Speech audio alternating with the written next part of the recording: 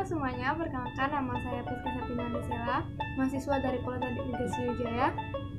Program studi usaha perjalanan wisata. Nah, kali ini saya akan membahas mengenai peraturan kepabeanan yang ada di Australia.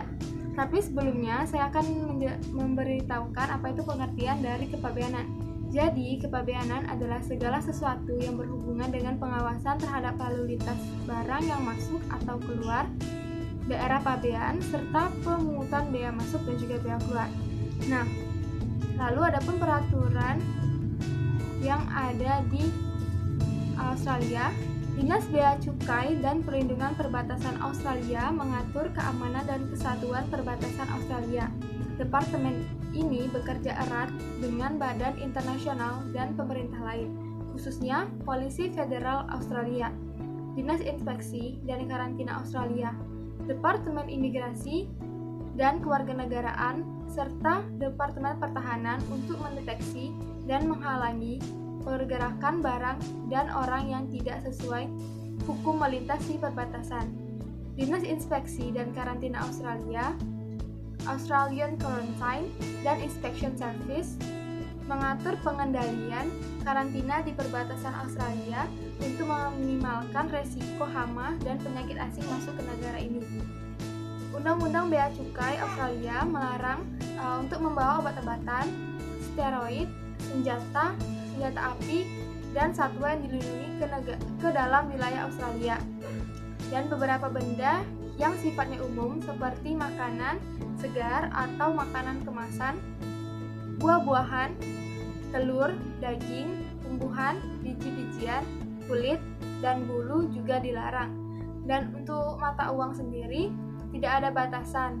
Tetapi jika membawa melebihi dari $10.000 Australia, itu harus wajib untuk lapor. Nah, untuk bea cukai di Australia sendiri, ketika produk sudah memenuhi regulasi pemerintah Australia sebagai produk impor dan sudah dikirim ke Australia, akan ada macam-macam biaya wajib yang harus dibayar agar produk dapat dijual di Australia. Nah, langkah-langkah untuk menentukan biaya-biayanya adalah ada 5. Yang pertama yaitu adalah menentukan custom value dari produk yang dikirim. Nah, custom value ini adalah sebuah perhitungan awal yang dilakukan oleh pemerintah Australia untuk menentukan nilai sebuah produk impor. Diperoleh dengan cara menghitung jumlah transaksi yang dibayar oleh importer di Australia, harga produk ekspor ke Australia yang identik, harga produk ekspor ke Australia yang mirip, deductive value, computed value, fallback value. Nah, setelah perhitungan selesai, custom value yang diperoleh akan digunakan untuk menghitung tarif, pajak, produk dan jasa, dan bea masuk sesuai produk yang dikirim. Lalu yang kedua yaitu ada nilai tukar mata uang atau exchange rate. Hal terpenting dalam menghitung nilai sebuah produk impor tentu adalah nilai tukar antara rupiah dan juga dolar Australia. Pemerintah Australia mewajibkan untuk custom value dihitung berdasarkan dolar Australia. Nilai tukar yang digunakan adalah nilai tukar yang berlaku pada saat produk tersebut berangkat dari negara eksportir yang ditentukan oleh pemerintah Australia setiap harinya. Lalu yang ketiga yaitu ada tarif. Tarif adalah pajak yang diberlakukan pemerintah Australia terhadap produk-produk impor.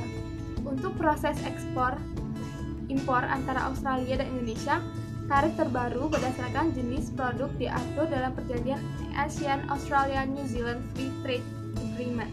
Lalu yang keempat ada GST atau Goods and Services Tax. Pajak produk dan jasa Australia berlaku untuk hampir seluruh produk yang diimpor.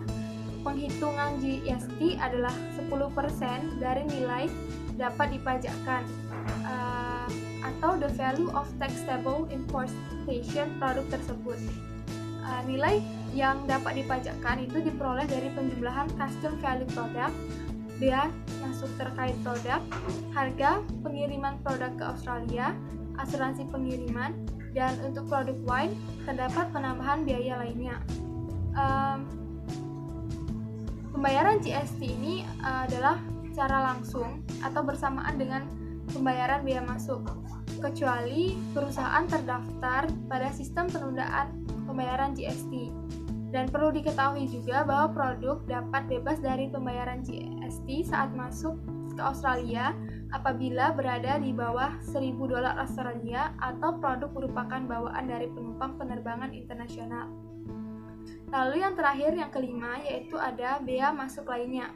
Berdasarkan Charging Guidelines 2017 di Department of Agriculture and Water Resources, yang merupakan salah satu dari 2 instansi pemerintah yang mengatur barang impor dalam proses